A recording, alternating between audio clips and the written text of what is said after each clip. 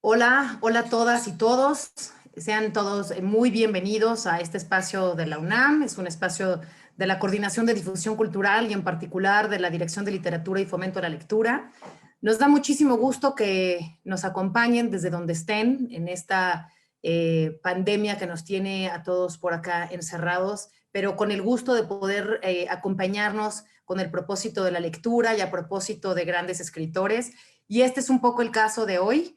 Es una tarde llena de cariño, y lo digo no nada más por la autora que nos acompaña, sino por el cariño que tiene con su gran alumna, que ahora presentaré también.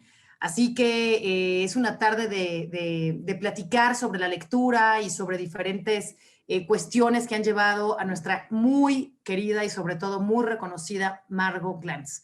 Como todos ustedes saben, Margot es una pieza fundamental en el desarrollo de las letras en México, pero también de la Universidad Nacional Autónoma de México, de la UNAM, de donde es de profesora emérita.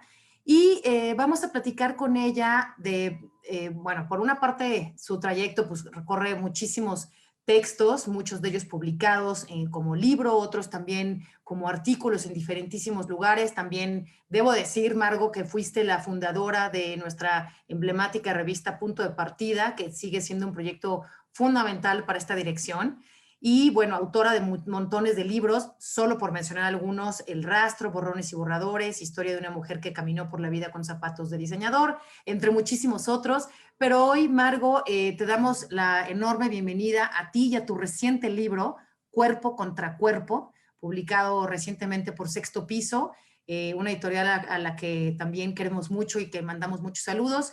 Y este tema del cuerpo, Margot, que ahora, por razones obvias, también nos tiene en la mira: el cuerpo, los cuerpos, los temores y los efectos de los cuerpos. Así que, Margot, muy bienvenida. Nos encanta que hayas aceptado esta invitación que hizo específicamente Adriana Cortés. Seas muy bienvenida. Antes de darte la Gracias. palabra, Margot, si me permites, voy a presentar un poquito a Adriana Cortés, una persona que ha sido muy comprometida con la Dirección de Literatura y Fomento a la Lectura, y que creó este espacio que es el Espacio de Lectura Challenge, o el Grupo de Lectura Challenge, como un efecto y una respuesta a la pandemia, y a asegurarnos de estar bien acompañados, como dije, de autores, de autoras, de libros y sobre todo de lecturas y de lectores, porque la lectura es un acto comunitario. La relación entre Adriana y Margot, para quien no la conoce, es muy interesante porque fue Margot la directora de su tesis de maestría y de doctorado, ambas tesis sobre Sor Juana Inés de la Cruz y Pedro Calderón de la Barca. Y bueno, pues voy a tener que decirlo, Adriana, pero con esa dirección y con tu inteligencia, pues se obtuvo la mención honorífica en el examen de grado, y esta tesis, por suerte, la podemos ver ahora publicada por la editorial Iberoamericana. Adriana siempre ha dicho que ella es y seguirá siendo alumna de Margot, y creo que ese es el pie que nos da Margot para estar aquí contigo, porque has sido profesora de tantos en esta universidad y sigues y seguirás siendo una maestra para todos nosotros. Así que los dejo en esta conversación tan rica. Suerte, Adriana, suerte, Margot. Gracias otra vez. Adriana, tienes tu micrófono apagado, así que será mejor que lo Pero ya prendas. lo aprendí, ya lo aprendí. Y muchísimas gracias. Les invito a todos los que nos acompañan a Gracias seguir a ti. la programación de la Dirección de Literatura y Fomento a la Lectura. Adriana, tienes la palabra. Muchas Muchas gracias a la gracias. directora Anel Pérez, directora de la Dirección de Literatura y Fomento a la Lectura, por esta presentación, esta conversación que sostendré con, ya lo dijo Anel Pérez, con mi tan querida y tan admirada maestra Margot Glantz, con quien trabajé, ya lo dijo también Anel, mis dos tesis. Tuve la gran fortuna de haber trabajado con ella estas dos tesis, puesto que fueron años de aprendizaje. Yo no quiero decir cuántos años, porque bueno, ya, no. Y la paciencia que tuvo Margo, que me tachaba, me corregía, me volvía a tachar. Y era un sufrimiento, pero un sufrimiento gozoso, porque aprendí tanto. Bueno, no, aprendí no solo a redactar, tan importante, sino que también las lecturas que ella me recomendó, cómo me fue llevando de la mano para conocer la vida y obra de Sor Juana Inés de la Cruz y Pedro Calderón de la Barca, tema de estas dos tesis, pero otras lecturas también, y simplemente el hecho de conversar con ella. Bueno, yo me acuerdo cuando iba a las tardes con usted, Margo, cuando iba los viernes, casi siempre eran viernes, y nos sentábamos muy amablemente, usted me invitaba a un cafecito, y nos poníamos a conversar. Y bueno, el tema principal era Sor Juana, pero de repente conversábamos acerca de Virginia Woolf también, acerca del feminismo estadounidense y el feminismo francés, que usted me decía que son tan distintos. Nicole Leroux, a quien usted me recomendó, con las experiencias de Tiresias, bueno, todos estos grandes autores, pero quisiera yo empezar esta conversación, y ya que estamos en tiempos de la pandemia, entrar en materia acerca del cuerpo. Usted acaba de escribir, más bien de publicar, Cuerpo contra Cuerpo, publicado por la editorial Sexto Piso, y estamos en un tiempo pandémico donde el cuerpo es invisible, pero a la vez es tan visible. Nos lavamos las manos, ¿no? Las manos nos las estamos lavando como 20 veces, estamos muy conscientes de nuestro cuerpo, de la limpieza, pero el cuerpo es invisible en las calles, porque por obvias razones estamos confinados, estamos en un confinamiento, entonces prácticamente hay pocos cuerpos o no tantos cuerpos como se veían en una era prepandémica. Y quisiera yo preguntarle acerca de esto. Usted incluye una cita de Barthes en Cuerpo contra Cuerpo, que dice: el cuerpo es el objeto más imaginario de todos los objetos imaginarios. ¿Por qué esta cita de Barthes? Yo sé que usted admira muchísimo a Barthes y es una referencia constante en toda su obra, se percibe no solo en sus ensayos, sino también en su narrativa. Bueno, en realidad es una metáfora que está haciendo, y creo que es una metáfora de la escritura, ¿no? Es decir, el cuerpo se vuelve imaginario absolutamente cuando uno escribe, porque desaparece. Aparecerá en el cuerpo de la letra, pero ya en el cuerpo del cuerpo ya no está. Entonces, digamos, en ese sentido es imaginario porque uno lo está reconstruyendo con palabras, ¿no? Y ya no lo ve. Ahora estamos en un momento en que la pandemia, usted dice que hay menos cuerpos. Sí, hay menos cuerpos, pero no es tan definitivo eso. Hay demasiados cuerpos ausentes y demasiados cuerpos presentes en la ciudad. Digo, hay una serie de gente que no puede abstenerse de transcurrir con su cuerpo por la ciudad, porque es la única forma que tienen de vivir. Y vemos como, por ejemplo, en el centro de la ciudad, o ahora con esta gran nueva pandemia que fue el incendio en el metro, que nos hayamos quedado sin 6 estaciones de metro, aunque se hayan reconstruido algunas. Estamos viendo cómo la gente tiene que transitar por la ciudad y ya se ha vuelto como una especie de hordas que inundan los autobuses, las calles, etcétera, porque no tiene otra forma de transporte y necesita transportarse. Y vemos cómo, no sé, por ejemplo, yo todas las tardes, las mañanas me asomo por la ventana y veo a los basureros que todos los días aparecen con la basura, que duermen en la basura, que están utilizando la basura, que se sientan en medio de la basura, que no usan cubrebocas, entonces, bueno, el cuerpo de la basura es un cuerpo de por sí, y los cuerpos de los basureros se amontonan junto a la basura, y todo eso frente al problema del cuerpo sujeto a la enfermedad del coronavirus, plantea muchos enigmas, eh, como muchas, eh, muchas hipótesis, muchos problemas casi de desesperación, porque uno siente que no tiene salida casi esta enfermedad que nos afecta en el cuerpo, pero al mismo tiempo nos hace, cuando tenemos la oportunidad de participar en este tipo de reuniones, ser únicamente torsos fotografiados que hablan y que se comunican, pero que no se tocan, ¿no? Eso lo han dicho mucha gente, pero me parece evidente e importante subrayarlo.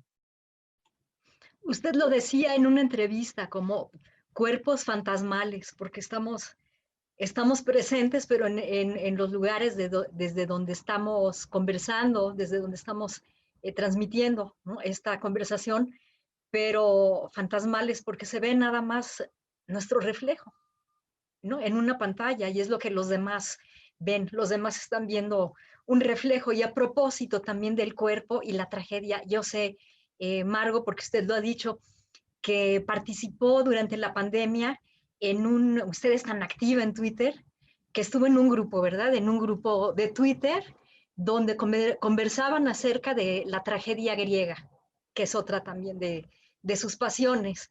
Y a propósito de la tragedia griega, el cuerpo de las mujeres, el cuerpo en la tragedia griega, según Nicole Oro, como ella lo estudia en sus libros, ¿no? Es un cuerpo ausente en la polis griega, pero está presente en la tragedia griega, presente a través de la palabra.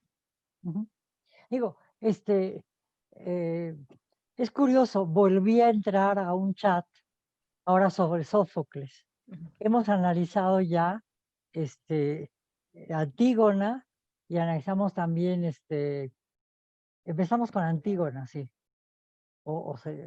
sí, Antígona. Y ahora seguimos con las traquinias. Curiosamente estoy leyendo de nuevo a Nicole Oro para trabajar sobre estas tragedias de Sófocles. Y en las traquinias aparece una figura muy importante, un cuerpo muy determinante en la literatura griega, en la Odisea, en la Ilíada, sobre todo en la Ilíada, pero también en la mitología griega. Hércules, como usted acaba de hablar de las experiencias de Tiresias. En realidad ese libro del Oro es un libro sobre el problema de Hércules y ese problema de la supermasculinidad y también la superfeminidad de Hércules. Estaba yo viendo en un libro que estoy leyendo para poder participar, de Jan Kot, un gran historiador polaco que trabajó mucho sobre teatro, sobre Shakespeare y sobre la tragedia griega. Y él dice algo que me parece muy importante, que por otro lado es normal, sucede en la tradición griega.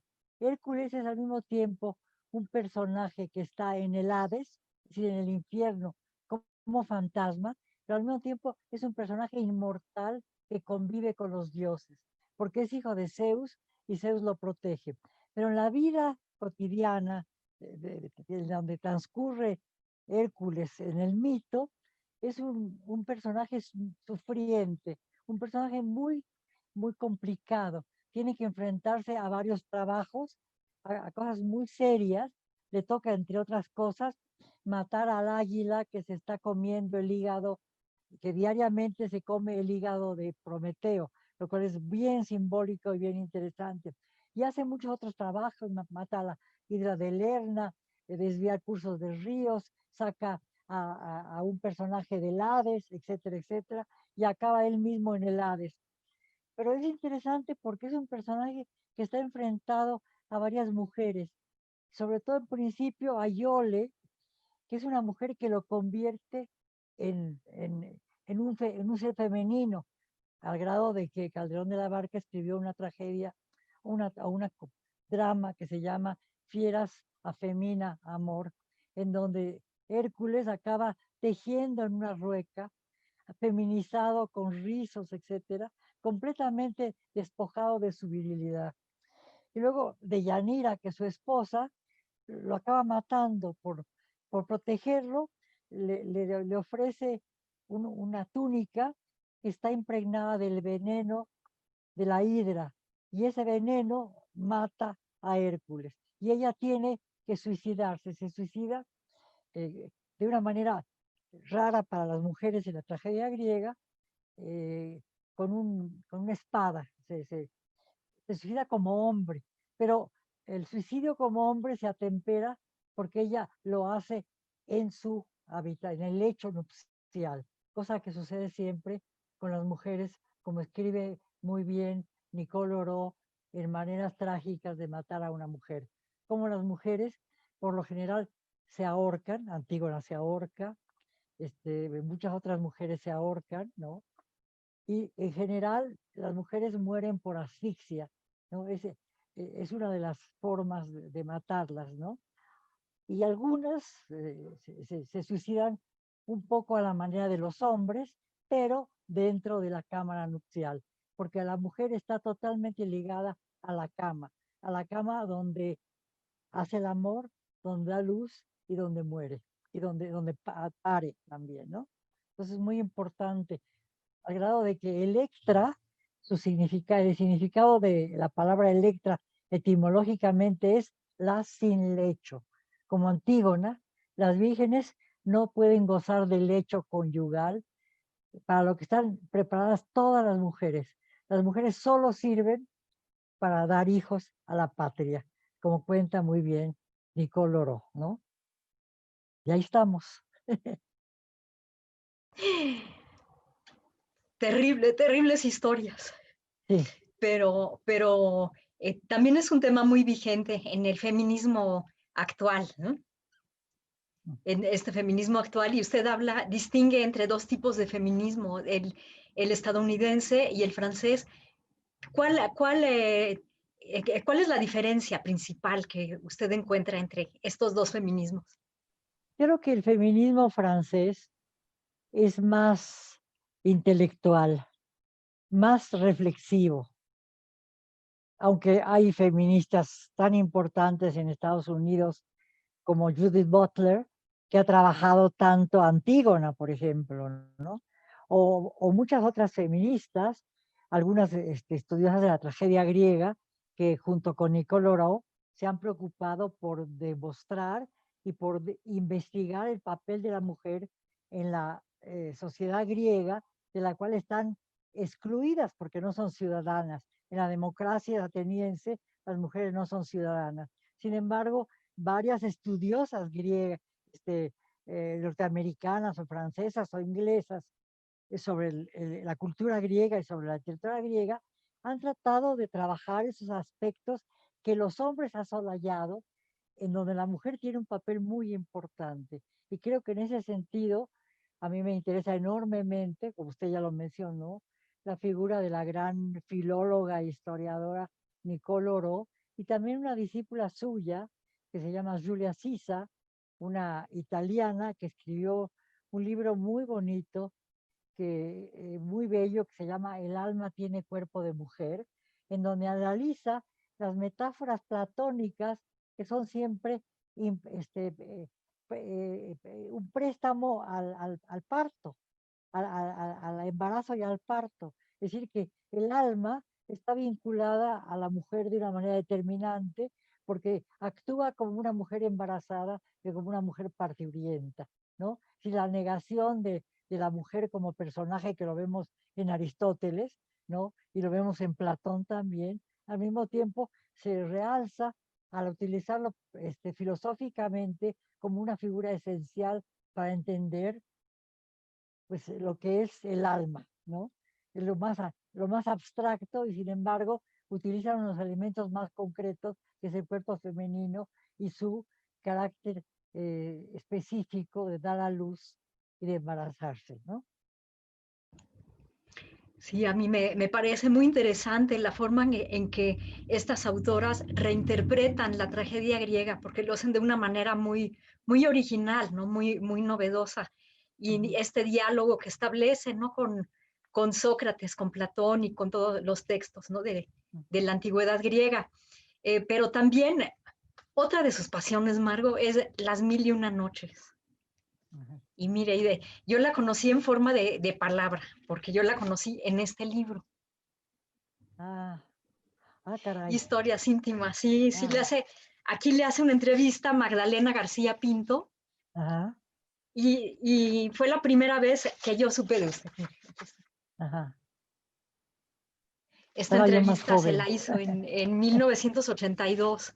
Sí. Y aquí yo me enteré que a usted le gusta, que su pasión era Las mil y una noches y Sherezada, ¿no? También, donde el cuerpo está muy presente también, pero de una manera muy trágica para la mujer, porque hay cada asesinato.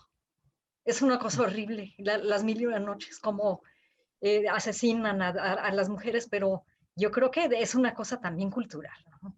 Una cosa cultural de las mil y una noches. Y sí, también escribí un texto sobre las mil y una noches, di un curso completo en la Facultad de Filosofía sobre las mil y una noches, y me interesó enormemente ver, yo venía trabajando en otras escritoras, por ejemplo, que escritoras que aparecen en este libro Cuerpo contra Cuerpo, como por ejemplo Harmonia Somers o como Juna Barnes o otras escritoras, en donde el problema del cuerpo y de la maternidad, del aborto, etcétera, es un problema crucial, un problema que solo puede plantearse en relación con las mujeres, porque solo las mujeres dan a luz, solo las mujeres tienen embarazo, solo las mujeres tienen menstruación, en general eso es muy importante. Y en el Sherazada vemos como estamos viendo ahora en los países donde lo musulmán es lo más importante y cómo las mujeres están totalmente privadas de derechos, como lo estaban en la Grecia clásica. Es decir, las mujeres no tienen derecho. Por ejemplo, últimamente ha habido una condena muy particular que me parece alarmante y terrible, verdaderamente de una violencia extrema, a una mujer que ha peleado por los derechos de la mujer simplemente porque la dejen conducir un coche, porque está prohibido que las mujeres conduzcan en la Arabia Saudita. Y a esta mujer la condenaron a varios años de cárcel porque peleó por el derecho de las mujeres, no de quitarse el velo, no de quitarse esas túnicas que las disfrazan, que les roban el cuerpo, las privan de cuerpo, las privan de cara, las dejan puramente en los ojos porque no se les ve ni el pelo ni nada. Y solo por el derecho a conducir un coche está en la cárcel muchos años y ha sido torturada. Sí, en las mil y una noches hay mucho más libertad de la mujer en un momento dado. Es decir, por un lado, las mil y una noches parte de una anécdota muy interesante. El sultán, ahorita no me acuerdo su nombre, sale de viaje y deja a su harem y a su favorita, a la sultana, solas, con los eunucos. Se van el camino y de repente olvida algo y regresa a palacio. Y al regresar a palacio encuentra a su mujer acostándose con el esclavo negro. Entonces decide, a partir de ese momento, casarse todas las noches con una mujer y desflorarla y cortarle la cabeza. Hasta que Sherazada, que es la hija del visir, le pide a su padre que le ayude a casarse con el sultán, Shahriar se llama. Bueno, Shashamán, no me acuerdo. Entonces, el Shariar, padre no quiere porque sabe que la va a matar. Y ella le dice, déjame, te aseguro que no me va a matar.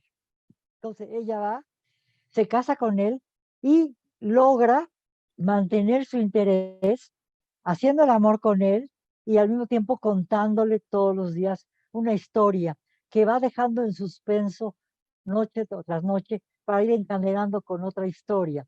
Entonces yo la trabajé como el cuerpo de Sherazada que pare a los hijos que el sultán eh, insemina en ella, es al mismo tiempo la dueña del relato, porque a través del relato, de lo que ella cuenta, ella, como digo en mi texto, ella pare por las dos bocas.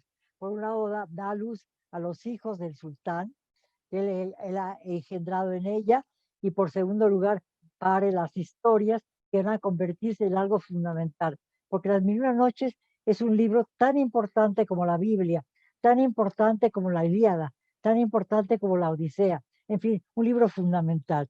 Entonces, en este libro, la mujer determina la realidad porque por su boca, en su boca nacen los relatos. Y como dice el texto, esos relatos son tan extraordinarios que son dignos de inscribirse en la orilla del ojo, en el párpado inferior del ojo, y luego inscribirse en piedra para ser leídos por todos, ¿no? Entonces, muy interesante cómo en cada uno de los relatos, en los relatos los personajes van perdiendo partes del cuerpo. El cuerpo es fundamental en el relato. Es un relato contado que aparece en palabras, pero los personajes tienen siempre una pérdida corporal en el relato, ¿no? Ya sea que hay transformaciones, se convierten en animales o en objetos o lo que sea, sobre todo en animales, o pierden un brazo, un dedo, un pie, etcétera, porque son castigados y el castigo consistía en amputaciones de algún miembro, ¿no?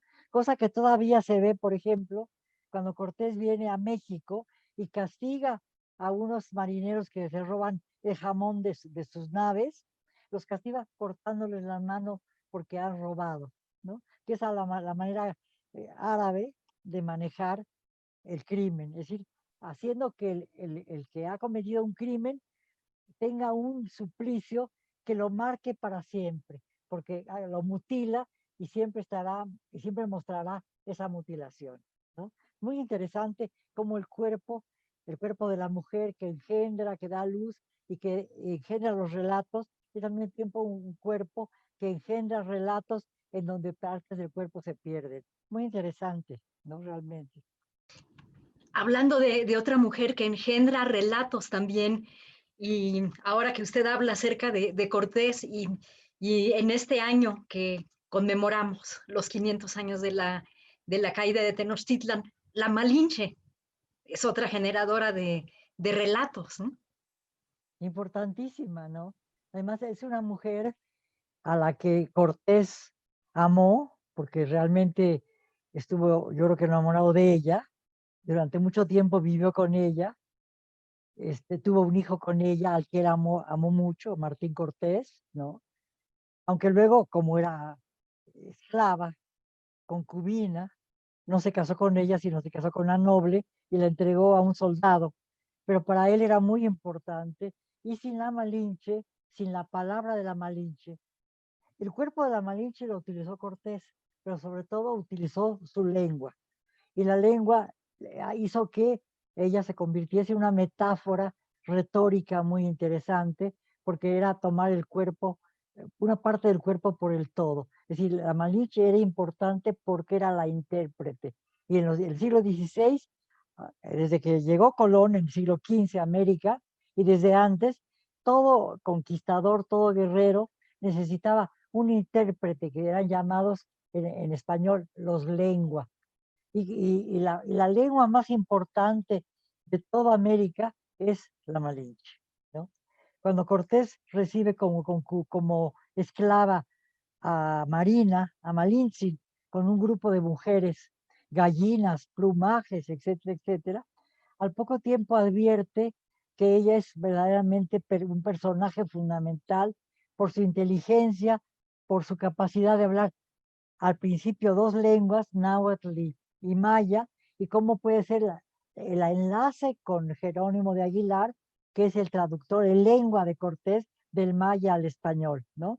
Y cómo la Malinche se convierte la traductora de Jerónimo de Aguilar del maya al náhuatl, al poco tiempo la traductora directa del náhuatl al español, porque rapidísimamente aprende español y se convierte en la figura esencial para Cortés y para los indios, porque en los códices ella aparece siempre con el don de la palabra, que era un don que generalmente era reservado a los varones. Entonces es muy importante también esa figura que me ha interesado enormemente. Bueno, hemos hablado acerca del cuerpo, hemos hablado acerca de la lengua, ¿no? También distintas partes del cuerpo y el cuerpo en general, que empezamos en esta plática diciendo que es obsesión suya, literaria, querida Margo. Y no puede faltar Sor Juana, y tampoco está presente todo el tiempo en su libro Cuerpo contra Cuerpo.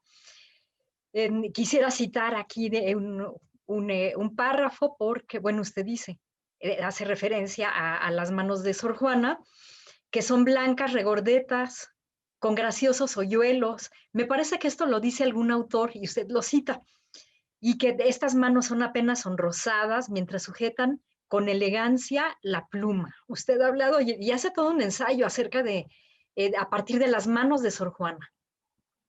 Sí, bueno, en Cuerpo contra Cuerpo, que es un libro que organizó Ana Negri, que es una chica que se acaba de doctorar en Montreal de literatura, con una tesis sobre la traducción de Sergio Pitol, y que además acaba de publicar una novela en Chile, y que es esposa de un escritor mexicano, que es Daniel Saldaña París. Ella nos contactamos en el 2019 porque lo pensó Diego Rabasa, el editor de Sexto Piso, para que ella hiciera un trabajo distinto de mis textos, manejando una idea que yo siempre he tenido y que constantemente reitero, tanto en mis textos de ficción como en mis ensayos, la idea de que en la literatura el orden de los factores altera totalmente el producto. Entonces, Ana Negri hizo un estudio muy minucioso, muy riguroso y muy respetuoso y muy inteligente sobre mis textos, y organizó una lectura muy distinta de mi escritura, porque yo he tenido publicaciones numerosas de ensayos. Hay 3 tomos de mis ensayos que aparecen en el Fondo de Cultura Económica en mis obras reunidas. Los he publicado en diferentes tomos. Han aparecido últimamente en antologías que me han hecho diferentes instituciones, como por ejemplo Tabasco, la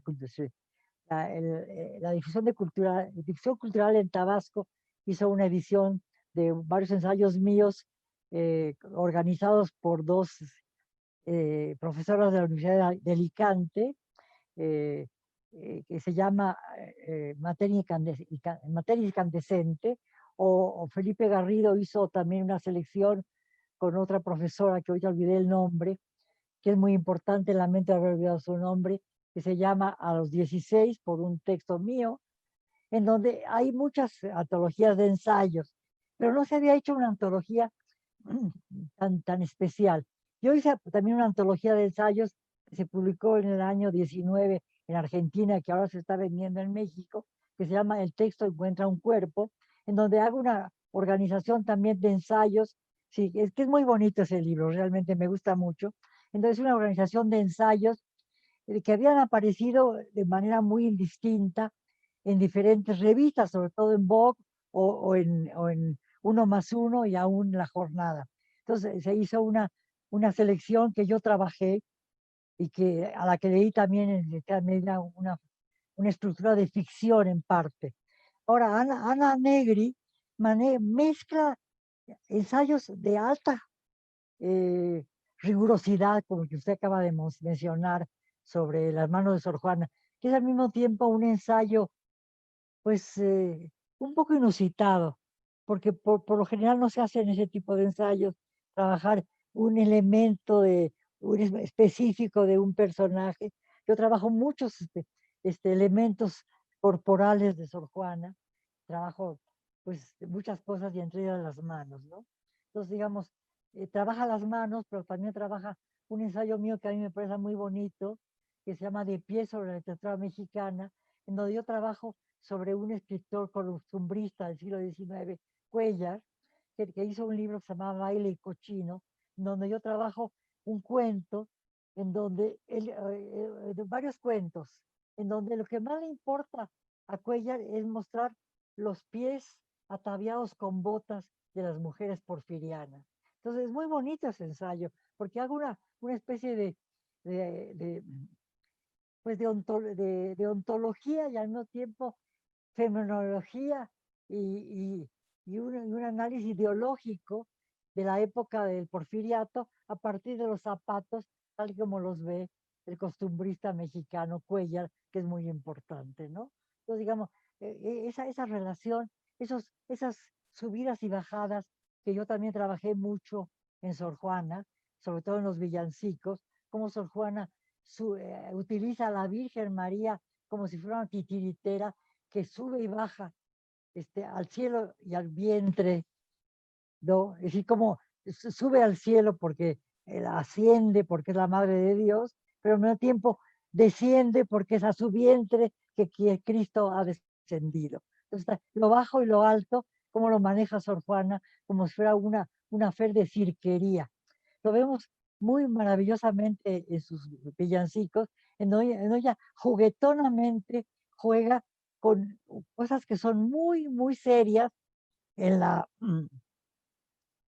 teología cristiana, al grado de que el padre Méndez Lancarte, el más serio investigador de sus obras, yo creo que hasta ahora nadie ha podido hacer una obra, una selección de las obras de Sor Juana como curación y notas y prólogo a las obras de Sor Juana como Méndez Plancarte. Méndez Plancarte en algunos de los villancicos, cuando ella empieza a hacer ese juegos malabares con Sor Juana, la regaña y dice que probablemente no debe haber tenido ruidos con la Inquisición por cosas que ella menciona, pero sí por cosas que el padre Plancarte está mencionando. Y es justamente ese aspecto tan inverosímil, tan juguetón y tan certero de Sor Juana, hablando de la Virgen María como si fuera una cirquera. Y a mí me gusta trabajar eso, y Ana Negri hizo un trabajo muy bonito de cirquería con mi libro, y la agradezco mucho. Yo estoy totalmente de acuerdo, porque están perfectamente hilvanados los textos y bueno, se leen, pero con mucho gusto y está dividido, ¿verdad? En 3 partes también. El libro, Sí, sí. me parece que son 3 o 4 partes, que también se van hilvanando los temas, entonces no están desvinculados unos de otros. Por ejemplo, bueno, también usted habla escribe en el libro acerca de los bandidos del Río Frío y el rebozo y la vestimenta de, ¿cómo se llama este personaje? Lamparilla. Ajá. Sí, sí. También el rebozo tan importante en la literatura del siglo XIX. Y una frase que usted introduce en este ensayo es: una mujer decente, siguiendo con esta conversación sobre el cuerpo, una mujer decente carece de corporeidad, como si fuera fantasmal, ¿no? Sí, Casi al contrario de la sensualidad de una mujer que se pone un rebozo y deja descubiertos los hombros en Los bandidos de Río Frío. claro. Y en María de Jorge Isaacs está enamorado de María y solo describe sus trenzas y su cintura, pero no escribe más. En cambio, describe totalmente el cuerpo de Salomé, la mestiza, que como es de clase baja y es mestiza además, y a la que él bastante, de alguna manera, desea, porque se nota en el texto, está descrita corporalmente con mucha sensualidad. En cambio, María, como es la enamorada romántica, con la cual nunca se hace realmente, nunca se consuma el matrimonio, es una pasión puramente platónica, digamos, porque realmente se plantea así en el texto. Él hubiera querido tener una pasión con Salomé y probablemente si hubiera casado con María, hubiera tenido también hijitos con Salomé, ¿no? Entonces, digamos, entonces es muy interesante. También, por ejemplo, en Jorge Isaac vemos cómo María todos los días confecciona floreros con flores muy delicadas para su amado Efraín y le da flores elegantísimas, azucenas, rosas, etc. En cambio, Salomé también le confecciona floreros, pero con flores del campo. Entonces, la relación entre los dos cuerpos es completamente evidente, ¿no? Como en literatura y en cierto tipo de textos, de autores, hay una pudibundez muy particular, ¿no? Por ejemplo, como sucede en Santa, que también aparece como un ensayo en este libro, en donde la carne de Santa, curiosamente, Gamboa, que va a vivir de Santa, como él mismo lo dice, cuando termina de escribir Santa, abre una botella de champán y dice a su mujer: brindemos por esta mujer, por Santa, porque a partir de ese momento vamos a vivir de ella. Y cosas que suceden. Después cuando cae Porfirio Díaz y sobrevive a Porfirio Díaz Gamboa. Gamboa vive de Santa, porque vive de las regalías de Santa. Entonces, Santa es vendida por Gamboa, pero al mismo tiempo Gamboa, cuando la lleva al prostíbulo, la coloca en un prostíbulo que está situado al lado de una carnicería, donde están las reses colgadas en garfios, y al lado de la carnicería del prostíbulo, y del otro lado una escuela de niñas. Muy interesante esa ubicación del texto, y cómo la carne de Santa es una carne que se vende también en retazos, como la carne de la carnicería, y cómo Santa en un momento dado era igual que las niñas que estaban en el colegio, porque era una niña virgen a la que la protegían sus hermanos y sus madres. ¿Okay? Entonces, digamos, es muy interesante revisar este problema del cuerpo en todos los textos. Y Santa, que no tenía nada de santa, ¿verdad? Bueno, al principio sí, hasta el nombre. Y luego, pues, una prostituta con nombre de santa es como mucho más apetecible, ¿no? Como eso me parece muy importante que, curiosamente, haya elegido ese nombre, Gamboa, con gran perversidad. Antes de pasar a las preguntas del público, Margo, porque el tiempo apremia, quisiera preguntarle también acerca de qué piensa acerca de Virginia Woolf y Sor Juana Inés de la Cruz. ¿Encuentra semejanzas entre las dos? Porque yo oí algo en una entrevista que le hicieron. Mire, acabo de escribir un texto, me pidió eso, la editorial Porrúa, para una nueva edición de un cuerpo propio de Virginia Woolf. Hice el texto, lo entregué en octubre, pero yo me quejé mucho de que la traducción que querían publicar era una traducción muy mala, compuesta de retazos de traducción de diferentes autores, sin nombre de traductor, y por fin la está traduciendo ahorita Mónica Mansur, que es una gran traductora. Ahora, a mí se me ocurrió con Mirna Ortega de organizar un descarga cultura para el próximo marzo y abril sobre Virginia Woolf, la vigencia de un cuarto propio de Virginia Woolf, partiendo del ensayo que yo hice y además sugiriendo la idea de que pudiéramos conversar yo y una joven escritora muy inteligente que ha editado 2 libros muy importantes en sexto piso, Tsunami 1 y Tsunami 2, que es Gabriela Jauregui, para que las dos veamos, trabajemos a Virginia Woolf y a autoras que después de Virginia Woolf han seguido trabajando sobre temas muy importantes sobre la mujer. Y lo adelanto, vamos a trabajar a Charlotte Perkins Gilman, de que yo traduje de Yellow Wallpaper, que es el tapiz amarillo, en donde ella habla sobre la maternidad fallida. Ella no soporta tener un hijo y lo entrega, se lo regala a una amiga, y esta amiga se casa con el marido, con el padre de esa hija. Luego, otro libro más, un libro de Arnie No, que se llama Le Venement, que es el acontecimiento, que es sobre el aborto.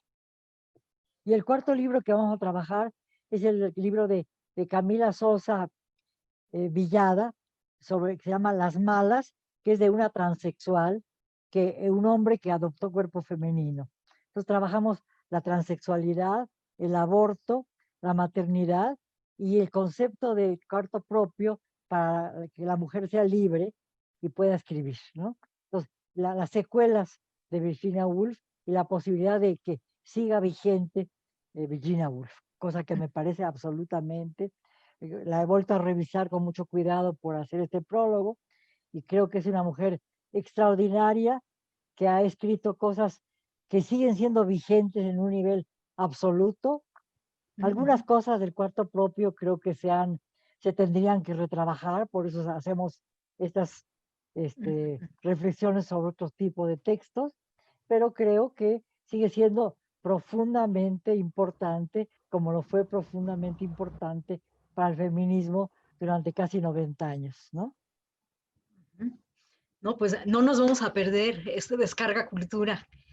Muchas gracias por dar la primicia aquí en esta conversación. Y hay varias preguntas de los usuarios de Facebook Live de Literatura UNAM. A ver, por ejemplo, dice: felicitaciones, por supuesto, un gusto escuchar a la doctora Margo, me encantan sus posts de Twitter. Cecilia Udave: este mensaje es de nuestra querida Sara Pot para ustedes. Transcribo sus palabras enviadas a mi WhatsApp. Entro a la conversación desde el Facebook de Guillermo Levín. No puedo mandar mensajes de manera directa. Van felicitaciones a Nel, Adriana y a Margo. Abrazos. Muchas gracias a la doctora Sara Pot. Qué interesante diferenciar cómo mueren las mujeres y hombres, doctora Heréndira Sánchez. Dashka Inciarte. Ella pide que, bueno, yo creo que este tema sería para toda una conversación de 1 hora o 2 horas. Sobre Sinbad el marino. Háblenos sobre Sinbad, por favor, Heréndira Sánchez.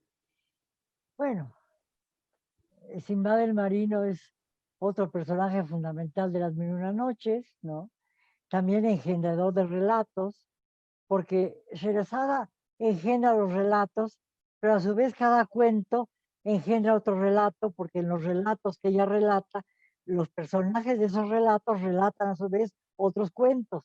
Entonces, digamos, es esa cosa como de muñeca rusa o de caja china, en donde una caja remite a otra caja, otra caja, otra caja, otra caja. Es un cuento sin fin en donde los relatos van pariendo otros relatos, ¿no? Y son 1001 noches de relatos. Al final de las 1001 noches, Sherazada ha parido varios niños y ha parido también una sin fin, más de 1000 relatos, ¿no? Bueno, porque cada noche empieza un relato nuevo que se interrumpe para que el sultán no la asesine, y al día siguiente vuelve a iniciar otro relato en donde sus personajes a su vez reinician relatos y a su vez otra vez, y cuando aparece Sinbad y a su vez tiene relatos y tiene relatos y tiene relatos. Digamos, yo trabajaba también a otro autor que me parece muy importante y que lo menciono en Cuerpo contra Cuerpo, que es Potosky, el autor del manuscrito encontrado en Zaragoza, que a su vez trabaja la misma organización de Las Mil y Una Noches y con personajes sacados del mundo árabe, porque es un personaje que va a España y que se encuentra con personajes que son de la historia de España en la Andalucía, y son personajes que tienen que ver con esta gran tradición del relato dentro del relato, que va a ser tan importante en el mundo árabe, en el mundo hindú, en el mundo renacentista y medieval, el de Camerón, los cuentos de Canterbury de Chaucer, etcétera, etcétera, ¿no? Y creo que va a aparecer también de una manera muy importante en el Quijote, y a su vez en María de Sayas, en sus milagros y en sus, ay, ¿cómo se llama? Se me olvidó cómo se llama. Bueno, los milagros y los, bueno, hice un trabajo, trabajé mucho sobre eso, pero se me olvidó cómo se llama. Bueno, son dos series de relatos muy importantes de María de Sayas, en donde una mujer va contando, es decir, que varias mujeres se reúnen en una casa, ¿no?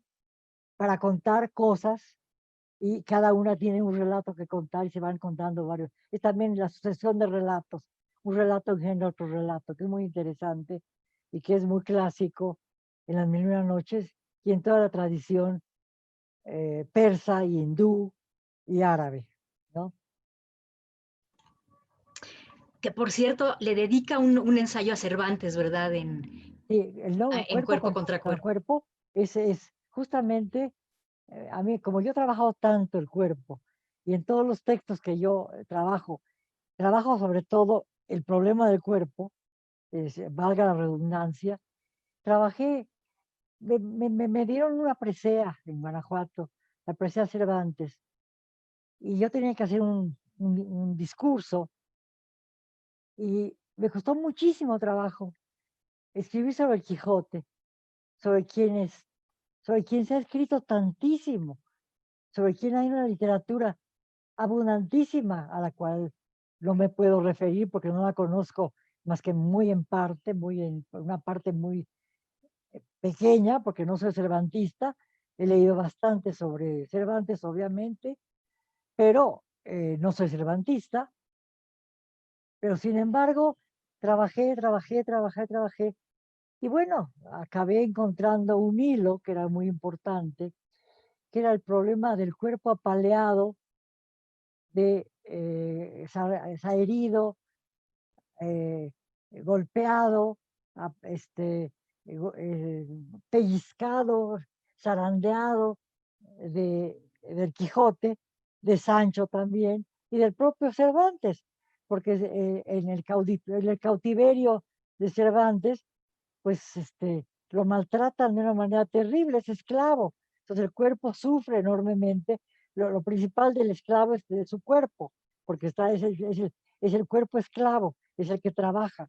Y Cervantes tiene que sufrir en cuerpo propio las torturas de un esclavo, ¿no? Los sufrimientos de un esclavo. Entonces parto del sufrimiento de Cervantes, de sus manos tullidas, de lo que él cuenta de sí mismo cuando cuando lo cautivaron, y luego cómo el pobre del Quijote, no hay aventura del Quijote donde no salga vilipendiado, golpeado, este, eh, herido, desnudado, picoteado, y cómo Sancho le pasa lo mismo, ¿no?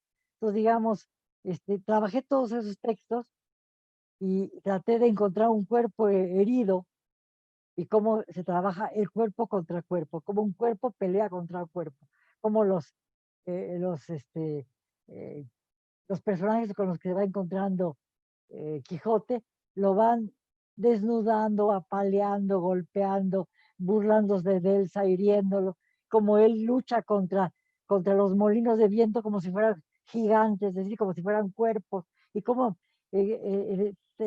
equivoca, ve los cuerpos, pero los transfiere a algo imaginario, aunque al mismo tiempo son excesivamente concretos los cuerpos del Quijote, y al mismo tiempo muy imaginarios por la manera como él ve, por ejemplo, a la Dulcinea del Toboso, que es una fregona, capesta, gorda, fea, y que él la ve como algo maravilloso, ¿no? Entonces, digamos, todo este tipo de transmutaciones imaginarias del cuerpo y el cuerpo absolutamente presente en el cuerpo golpeado, que es de lo que trabajé en Cuerpo contra Cuerpo de Cervantes.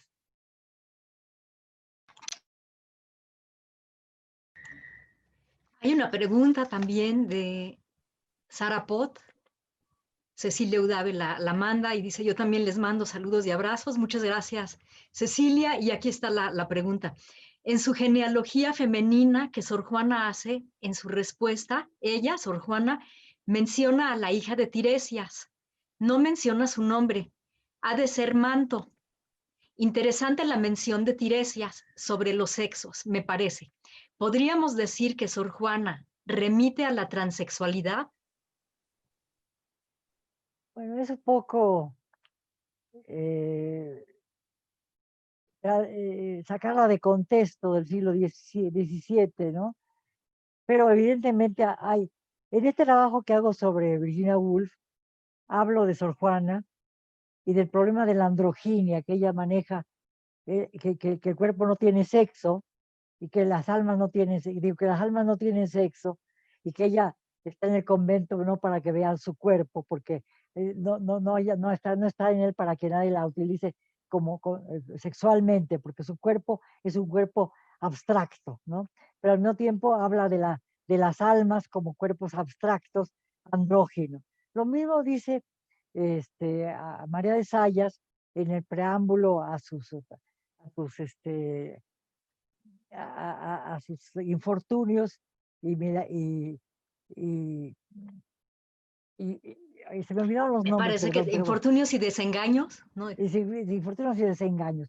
Ella también hace un análisis de la androginia, el hecho de que no le permiten que ella escriba porque es mujer y no le permiten, no, se burlan de ella porque es mujer y les quitan a las mujeres las posibilidades de escribir porque no les enseñan a escribir. Lo que Sor Juana pelea, que no han mandado a la universidad, todo ese tipo de cosas, también lo plantea María de Sayas un siglo antes, y ella dice que el hecho de que las mujeres no escriban y que no piensen como deberían pensar, pues porque los hombres han obligado a que estén la aguja y el hilo y no con la pluma. Entonces dice que el alma de las mujeres es el alma, es andrógina, y que los sexos, la mujer no tiene sexo porque tiene alma igual que los hombres. Entonces acude a la androginia. Yo trabajo, sí, el problema de la transexualidad en este texto de Sor Juana, digo, de Virginia Woolf, porque en Orlando, de Virginia Woolf, que es un libro que se publicó un año antes de la publicación de Un cuarto propio, ella trabaja a un personaje que empieza siendo hombre y acaba transformándose en una mujer y al mismo tiempo transita por varios siglos. Y ese es un libro que ella le dedica a Dita Sackville West, que era la esposa de un hombre, de Nigel Nicholson, muy importante, pero que era bisexual y fue amante de Virginia Woolf, ¿no? Entonces, digamos, ella va a Girton College, donde da conferencia en 1928, acompañada por Vita Sackville West, justamente la mujer con la que tenía relaciones en ese momento, y sobre la cual había escrito ese libro tan importante que es Orlando. Entonces, hay un elemento muy importante de transexualidad ahí, y yo lo analizo en mi libro, en mi texto. Además, analizo este problema de los no binarios que ahora está tan de moda, ¿no?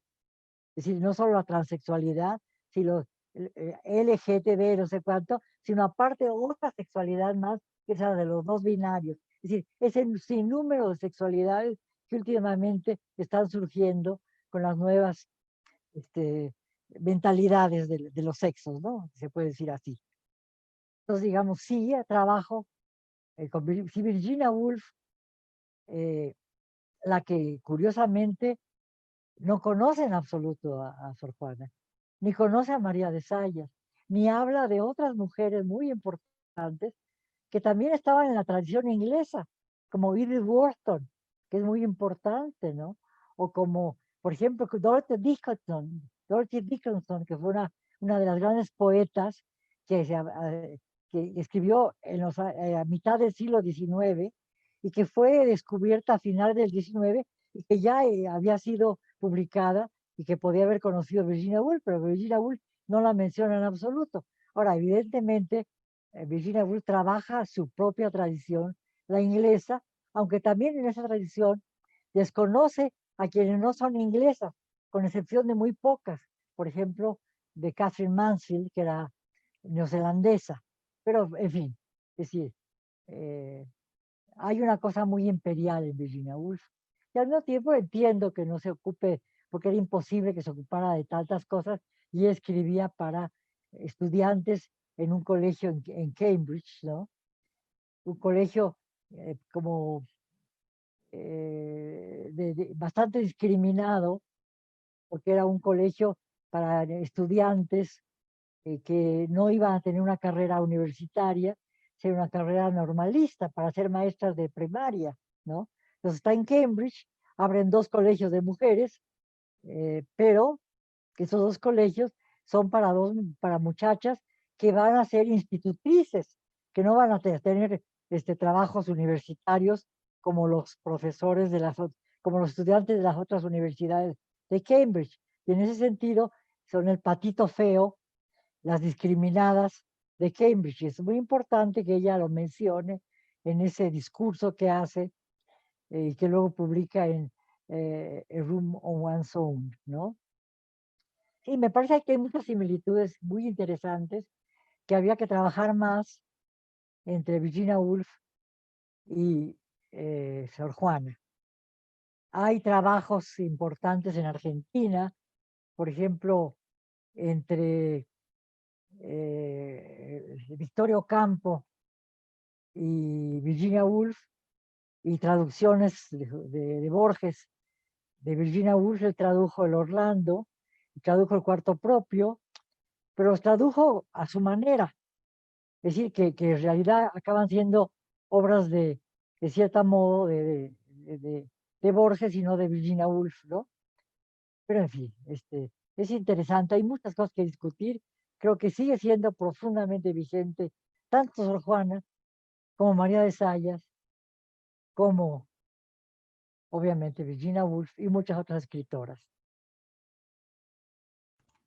Y como todas las escritoras que están aquí reunidas en este libro, escritoras inglesas, también acerca de Lord Byron, les recomiendo muchísimo este libro. El texto Encuentra un cuerpo Es de maravilloso mi Margot, libro, lo de recomiendo Margot. también yo. Maravilloso y una edición preciosa, igual que la de Sexto Piso, de Cuerpo contra Cuerpo. Qué edición Sí, más bonita también. sí, tiene algunos Eh, descuidos, bueno, ni se encontré, nota, no, ni se nota. encontré, ¿cómo se llama? Algunos nombres mal puestos, algunos otros de ortografía, pero agradezco enormemente a Sexto Piso el trabajo que se dieron, y a Ana Negre, obviamente, para poder publicar este librote de 600 y pico de páginas que cuesta trabajo agarrar porque es pesadísimo, muy bonito y muy interesante como libro porque a mí me sorprende la yuxtaposición de ensayos y la lectura que se puede hacer nueva de esos ensayos para mí misma, que soy la autora, y, pero sin embargo, digo, lo elogio enormemente, me parece una especie de tour de force que lo hayan podido hacer en plena pandemia, con las librerías cerradas, con las editoriales en grandes crisis, con problemas económicos gravísimos, con pocos lectores porque no hay librerías, porque está todo en línea, ¿no? Y eso, los libros son concretos, tienen cuerpo, es como realmente una maravilla. Y aquí aprovecho agradeciendo a Difusión Cultural, al Departamento de Literatura y Fomento a la Lectura, que me ayuden a difundir este libro, que es realmente un libro que apoya la lectura, como también el texto Encuentra un cuerpo. Son libros en donde se aprende a leer.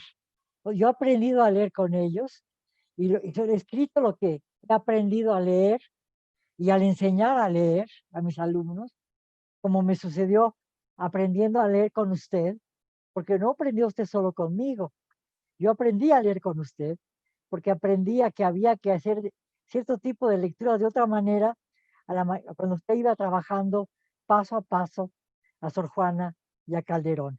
Lo mismo me pasó con otra alumna a la que quiero muchísimo y a la que hice sufrir mucho también, que se llama eh, Karim Garay, que escribió un texto muy bueno sobre Astucia de Inclán, y que la hice llorar como lloran los personajes de Astucia.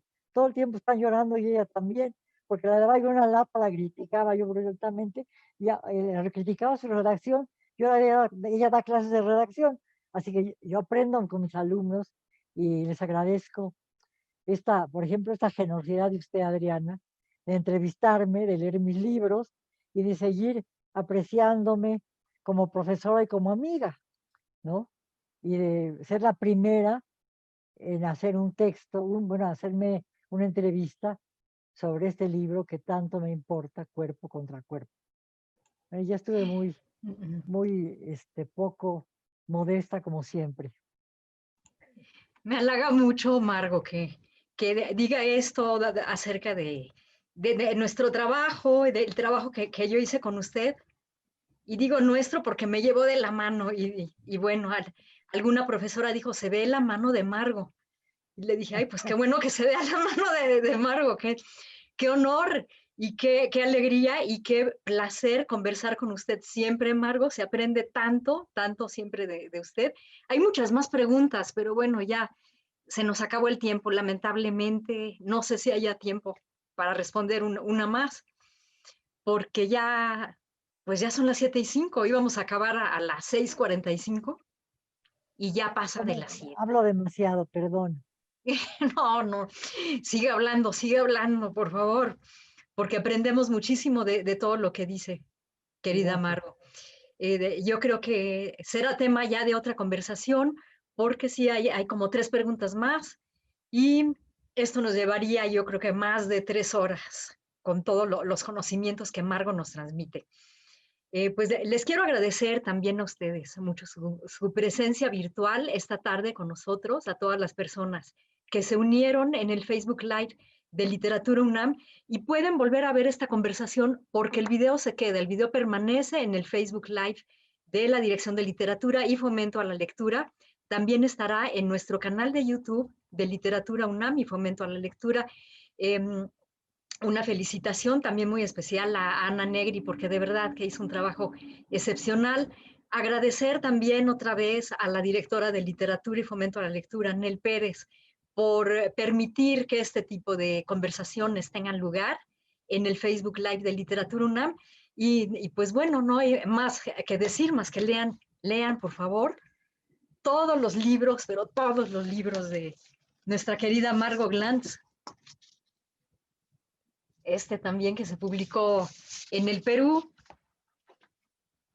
Y este, que es uno de los primeros libros de Margot Glantz, de la amorosa inclinación a enredarse en cabellos, pero que ya está me parece que es en el Fondo de Cultura Económica, ¿verdad, Margot? No, en Alfaguara, en Tauros, y se llama La cabellera andante, porque me parece mejor título, La cabellera ¿no? andante, sí. Sí, y yo también quiero agradecer muchísimo a usted por esta entrevista, a Anel Pérez y a la Dirección de Literatura y Fomento a la Lectura, al equipo que ha permitido que el Zoom funcione y a todos quienes nos han estado viendo y a las preguntas que han hecho y que no pude contestarlas a todos, pero muchísimas gracias y bueno, espero que todavía sigamos viviendo, yo por lo menos.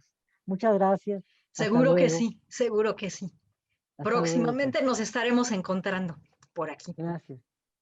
Un abrazo y muchas gracias. Gracias a todas las personas.